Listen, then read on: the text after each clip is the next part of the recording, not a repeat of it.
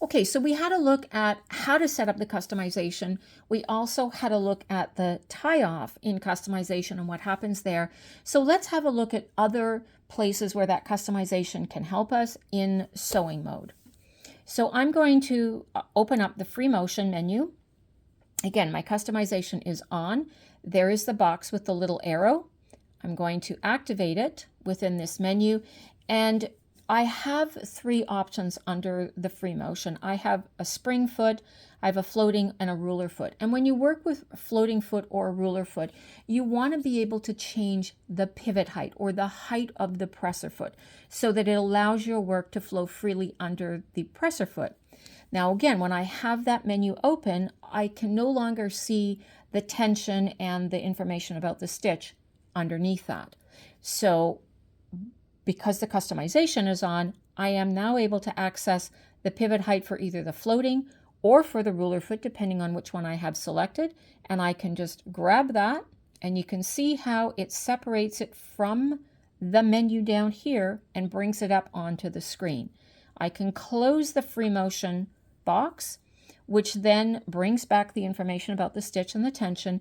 And if I need to adjust my pivot height as I'm working, it's easy now to see it on the screen rather than going in and continually into that menu and bringing it up and then closing it because I need to see the tension and so on.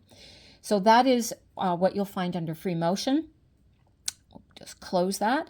And then we have the same thing under stitch repeat. So stitch repeat, again, the menu hides the information about the stitch and the tension. There is the little customization box. Selecting that box will bring up the, oops, it's already there. It will bring up the little menu down here, and which is applicable under the single stitch program. It's the number of repeats I want, and then again, it will allow me to change that on the screen without having to go back into that menu. Close the stitch repeat, the main menu for that. There's my stitch information, and then there is the information that I can use to customize for that particular function.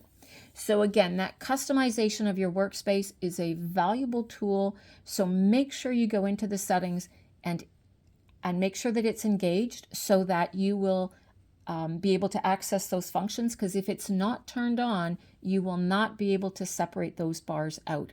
And when we get into some embroidery later this week, you're going to see, again, more options where the customization of the workspace is going to be very helpful.